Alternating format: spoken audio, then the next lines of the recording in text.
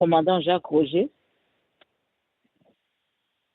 Bonsoir au commandant Jacques Roger. Bonsoir à tous nos auditeurs, à tous ceux qui ont choisi de nous rejoindre ce soir.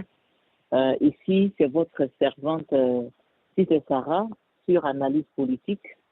Ce soir encore, nous voulons analyser la politique de Côte d'Ivoire. Nous voulons parler des fléaux qui frappent notre pays et qui surtout frappent l'Afrique parce qu'il n'y a pas que ça. Et notre point d'appui ce soir, c'est la conférence de presse qu'a donnée le PPACI à ce jour. Voilà. Le PPACI, donc, qui est sorti pour dénoncer l'attitude du gouvernement de M. Ouattara par rapport au projet d'amendement qui avait été soumis par le député Michel Babo, projet d'amendement dans lequel la loi 185 nouveau, comme on l'appelle, du code pénal, posait problème, puisque vous connaissez tous ce qui est écrit dans cette loi. Cette loi, donc, qui nous dit que si quelqu'un fait l'apologie du crime, si quelqu'un apporte sa solidarité à un individu qui a été condamné par le gouvernement, la personne sera aussi poursuivie par l'État de Côte d'Ivoire. On a aussi parlé du soutien au terrorisme.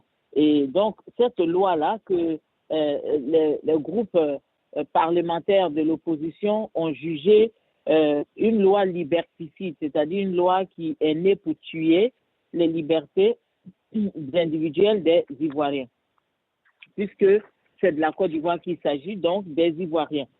Et donc, le groupe parlementaire PPACI nous informe aujourd'hui, avec tristesse d'ailleurs, que cet amendement soumis par M. Michel Babo a été rejeté, ainsi que la demande du groupe PDCI-RDA qui a aussi été rejetée. Donc, ça veut simplement dire que le gouvernement de M. Ouattara a décidé tout simplement de faire la sourde oreille, de refuser d'écouter. Et donc, ce projet, voilà.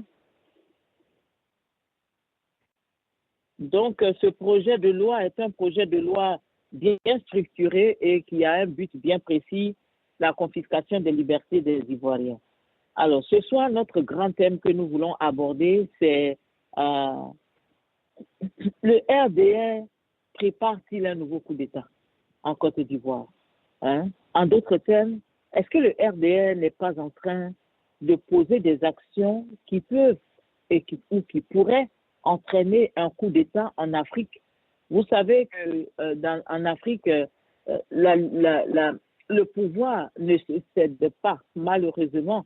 Le pouvoir s'arrache et très souvent, il s'arrache de manière très violente. Parfois, il s'arrache par des coups d'État, parfois, il s'arrache par des rébellions qui traînent et qui entraînent beaucoup de morts avant que les rebelles ne parviennent au pouvoir. On a vu le cas en Angola où, par exemple, Joseph Savimbi lui-même avait posé des mines anti-personnes dans presque tout le territoire du pays. Et on a vu tous les dégâts que cela a causé pour la population angolaise, puisque M. Savimbi se disait qu'en faisant cela, il allait handicaper le pouvoir en place. Mais malheureusement, c'est le peuple qui en a souffert et c'est le peuple qui en est mort. Ensuite, ça a créé beaucoup de problèmes sociaux et économiques, puisque beaucoup ont été handicapés. Il y en a qui ont vu leurs jambes coupées, il y en a qui ont vu leurs bras coupés, il y en a qui se sont retrouvés pratiquement à la rue parce qu'ils ne pouvaient plus rien faire de leur propre vie, qui sont devenus des fardeaux pour leur famille, pour leurs amis. Donc, très souvent, ces rébellions que l'on mène dans les pays parce qu'on est mécontent, parce qu'on n'a pas d'issue, parce qu'on n'avance pas dans nos revendications, ça peut devenir un problème pour le pays. D'ailleurs, notre pays, la Côte d'Ivoire, n'est pas en reste. Vous savez ce qui s'est passé avec la rébellion de M. Soro Guillaume, qui a conduit les forces nouvelles et qui était à la tête d'un groupement de personnes qui ont causé la mort de milliers d'Ivoiriens et qui ont traîné ont fait traîner le processus démocratique et électoral en Côte d'Ivoire, qui ont amené les Ivoiriens dans un, comme on dit en anglais, un roller coaster de négociations. On est allé à Marcoussis, on est allé à Pretoria, on est allé à Accra, on était à Abidjan. En tout cas, tout ça pour qu'à la fin, ce qui devait arriver arriva. C'est-à-dire qu'on a toujours eu recours à la violence pour installer le pouvoir de M. Alassane Ouattara qui, malgré la proclamation de sa victoire, n'arrivait toujours pas à accéder au pouvoir en Côte d'Ivoire, puisque M. Laurent Gbagbo aussi avait déclaré sa victoire. Donc, vous voyez qu'en Côte d'Ivoire où nous sommes, les mêmes causes produisent les mêmes effets. Alors, la grande question que nous posons ce soir, c'est est-ce que le RDN n'est pas en train de préparer le prochain coup d'État en Côte d'Ivoire? Est-ce que le RDN n'est pas en train de donner à ceux qui sont déjà mécontents les armes d'une déstabilisation de notre pays? Parce que vous savez, le coup d'État en Afrique, ils ne naissent pas ex nihilo, ils ne viennent pas comme ça au hasard. Ce sont des coups qui sont le produit du comportement du gouvernement. C'est le produit d'un gouvernement qui fait la sourde oreille, c'est le produit d'un gouvernement qui refuse de prêter attention aux misères du peuple, c'est le produit d'un gouvernement qui s'installe dans une position d'orgueil basée sur le fait qu'on a le pouvoir, on a l'armée, on a toutes les structures en main, d'un pouvoir qui est convaincu qu'il est indéboulonnable, qu'il est intouchable et que, il peut faire ce qu'il veut dans le pays sans que personne ne puisse réagir. C'est ça qui apporte et qui attire les coups d'État. Par exemple, un gouvernement qui se pérennise au pouvoir, un gouvernement qui refuse de quitter le pouvoir, qui va de mandat en mandat et qui a des excuses pour tous les mandats inconstitutionnels de ce gouvernement, tous les mandats irréguliers et illégaux que ce gouvernement, quand même par un tour de bâton magique ou bien par la force, impose au peuple. Et vous savez que dans tous les pays, il y a des intellectuels, il y a même des gens, même quand ils ne sont pas intellectuels, qui sont des hommes et des femmes intelligents et qui comprennent et qui savent comprendre ce qu'on leur dit et qui savent lire ce qu'on leur présente, lire entre les lignes. Alors, un gouvernement qui veut se pérenniser au pouvoir, c'est une grande cause de coup d'État. Un gouvernement, par exemple, qui n'écoute pas les revendications de son peuple, c'est un gouvernement qui prépare le coup d'État. Écoutez, en Côte d'Ivoire aujourd'hui,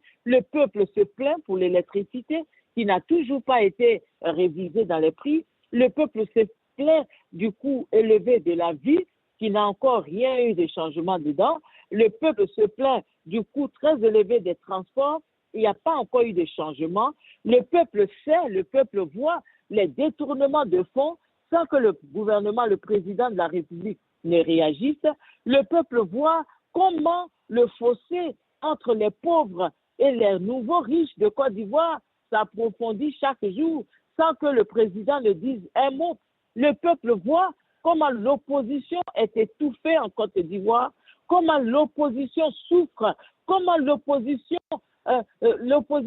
trime pour pouvoir faire passer son message à ses leaders. Parce que, oui, le gouvernement, c'est les leaders de tout le monde. Le président de la République, contrairement à la mauvaise compréhension qu'ont ceux de son parti politique, il est le président de la République de Côte d'Ivoire. À partir de ce moment, il devrait, dans une démocratie normale, il devrait être l'arbitre entre les différents partis. Et malheureusement, le partisanisme et les partis pris le favoritisme ont dominé le règne du président Alassane Ouattara. Et donc aujourd'hui, son parti politique bénéficie de toutes les largesses de ce gouvernement, pendant que tous les autres partis politiques qui ont les mêmes droits, les mêmes privilèges, les mêmes devoirs que le RDA sont en train de souffrir. Écoutez, un homme à qui on refuse une écoute, un homme qu'on ne veut pas écouter, un homme qui se sent frustré, un homme qui voit que tout est bloqué autour de lui, n'a pas d'autre option que de faire appel à la violence. Oui, quand le gouvernement ne peut pas vous aider, quand le système judiciaire est acquis à la cause du gouvernement et qu'on fait des lois à l'Assemblée nationale pour empêcher le peuple de s'exprimer, quand on empêche le peuple de sortir pour exprimer son mécontentement ou son désaccord, quand on emprisonne un peuple dans des lois fabriquées, taillées sur mesure, iniques, écoutez, il n'y a pas une autre solution pour ce peuple-là que de faire recours à la violence.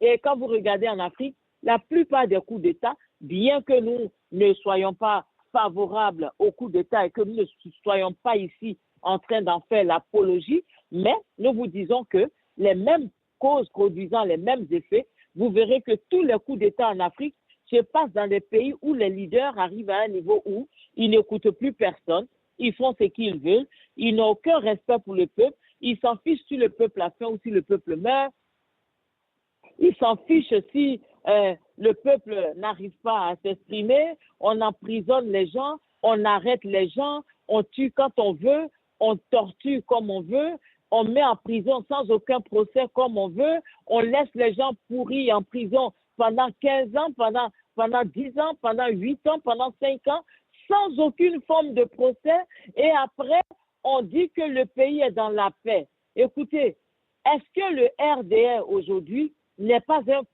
fruit mûr, un fruit qui est prêt justement à être cueilli par un coup d'État? Nous ne parlons pas de rébellion, mais de coup d'État. Parce que n'oubliez pas qu'en Côte d'Ivoire, il y a des gens qui ne sont pas contents. Même s'ils ne parlent pas, il y a des gens qui ne sont pas contents. Et d'ailleurs, le gouvernement de M. Ouattara pense qu'ils maîtrisent tout le territoire ivoirien. Ils pensent qu'ils sont tellement forts. Mais vous savez, tous les gouvernements qui ont pensé qu'ils étaient forts ont fini par tomber. Et tomber devant qui? La plupart du temps, devant des petits sergents de l'armée, devant des petits caporaux de leur armée, devant des jeunes gens à qui personne n'a jamais pensé, des enfants qui étaient au serré devant des capitaines, au serré devant leurs généraux, des bidasses parfois qui ne pouvaient même pas lever la tête devant leurs caporaux, leurs généraux. C'est eux-là qui prennent les armes et qui font tomber un gouvernement unique. Voilà pourquoi, par exemple, le président Laurent Gbagbo pouvait dire que le coup d'État de 99 était salutaire, par exemple, parce qu'il avait pensé peut-être que le PDCI-RDA était au pouvoir depuis plus de 30 ans. Après la mort du président Houphouët-Boigny, on n'a pas donné l'opportunité aux autres partis politiques d'aller dans une élection très neutre. Et donc, quand le président Bédié prend le pouvoir à la suite du président Houphouët-Boigny, eh bien, tout le monde crie au scandale, on voit le coup fourré, on voit les mises en scène, etc.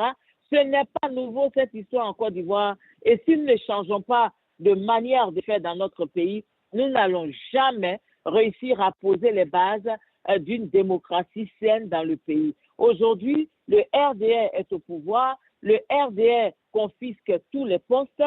Un autre facteur qui envoie la frustration. N'oubliez pas qu'à l'époque, au temps du président Houphouët-Boigny, on se plaignait, et nous nous en souvenons encore aujourd'hui, que c'était les Baoulés qui étaient privilégiés. Oui, les Baoulés peuvent venir nous dire non, vous vous trompez, car ils le disent toujours. Mais n'empêche que pour tous les tontons et les tatas qui étaient au sein de la politique ivoirienne, les Baoulés étaient privilégiés. Et ce message avait été transcrit et transmis à toutes les jeunesses des autres ethnies qui n'étaient pas favorisées, surtout les ethnies de l'Ouest, et cela a créé ce que nous avons vu. Donc, dans un pays, nous devons arriver à un niveau où toutes les tribus sont prises au même pied d'égalité, où toutes les tribus sont placées sur un pied d'égalité qui met tout le monde à l'aise dans le pays. Voilà, et c'est ce que nous décrions tous les jours. Et tout ce que les autres ont fait dans le passé,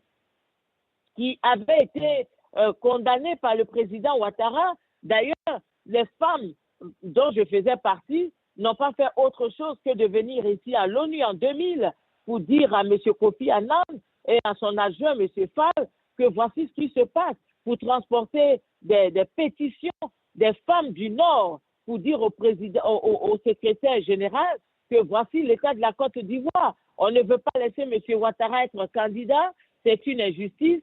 On l'accuse d'être non-ivoirien, c'est une injustice. Donc, ce sont les mêmes choses qui se répètent. Et chaque fois qu'un autre Ivoirien prend le pouvoir, il répète les mêmes schémas. Ça se répète, et nous aboutissons à la même situation. Beaucoup aujourd'hui disent que c'est la liste électorale, c'est la CEI, c'est le code électoral qui sont le problème de la Côte d'Ivoire. Non, ce sont les leaders ivoiriens qui sont le problème de la Côte d'Ivoire. Parce que vous voyez, la CEI, le code électoral, la liste électorale ne sont rien d'autre que le résultat d'une manière de voir la Côte d'Ivoire, une manière de voir la politique en Côte d'Ivoire. C'est une façon de faire qui existe depuis des années et nous avons besoin de lutter pour que cette façon de voir change. Donc aujourd'hui, le RDR, RHDP, est en train de durcir le ton face à l'opposition, aux partis d'opposition qui sont coincés à l'intérieur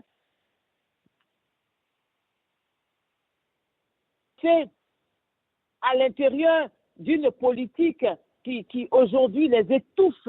Ils sont étouffés, ils ne sortent pas la tête de l'eau, ils ne savent pas quoi faire, ils ne savent pas où aller et ils souffrent. Vous savez, quand un homme ne peut plus s'exprimer, quand un être humain ne peut plus jouir de ce droit naturel que Dieu lui a donné, le droit naturel à s'exprimer, le droit naturel a dit non, je ne suis pas d'accord. Le droit naturel a dit assez, c'est assez. C'est un mauvais système et qu'on lui impose la loi 185 nouveau dans laquelle on lui dit que si vous vous permettez un seul instant de dire que M. Laurent Gbagbo doit être sur la liste électorale et qu'il n'est pas allé à la CPI parce qu'il avait fait du mal, mais parce que c'est un problème politique, on peut vous poursuivre en justice.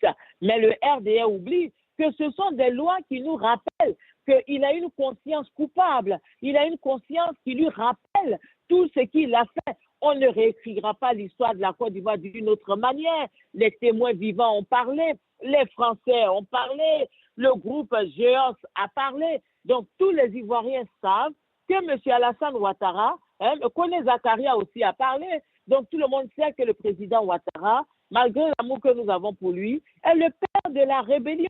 Ce n'est pas caché. Le pauvre petit Soro Guillaume, qui n'avait absolument rien à l'époque et qui n'avait pas de diplôme, pas de travail, comment pouvait-il payer des millions chaque mois pour nourrir des rebelles qui sont restés au Burkina là-bas pendant près d'un an avant d'attaquer? Donc tout le monde le sait. Même si M. Ouattara se convainc qu'il est le président le plus propre et le plus blanc de la Côte d'Ivoire, même s'il convainc ses militants que M. Ouattara est un saint, mais l'histoire de la Côte d'Ivoire ne changera pas. Elle est là, elle est vivante, elle est véritable. Et nous qui avons vécu ces choses, nous sommes encore vivants. On pourra dire demain à nos enfants dans 30 ans une autre version de la Côte d'Ivoire. Mais aujourd'hui, nous sommes vivants, nous sommes des témoins vivants, physiques, matériels, respirant sur la terre des hommes. Personne ne pourra nous dire le contraire. Le président Ouattara est arrivé par une rébellion qui a lutté pour lui, qui a tout fait pour qu'à la fin, il ait le pouvoir, aidé par l'armée française. Ce n'est un secret pour personne. Sister Sarah le dit ce soir, pas parce qu'elle est le président Ouattara, mais elle le dit parce que c'est la triste réalité de l'histoire de notre Côte d'Ivoire, un RDR qui n'a pas eu le courage d'attendre, la patience d'attendre pour gagner dans les urnes, mais qui a fait recours aux armes pour prendre le pouvoir par la force en tuant les Ivoiriens, en enfermant des Ivoiriens dans des containers, en faisant mourir des femmes enceintes, en déchirant des femmes enceintes, en faisant tomber leurs bébés.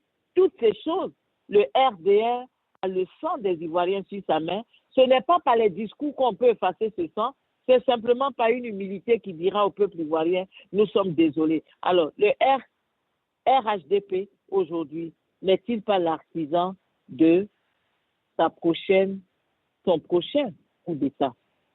Nous allons écouter une musique.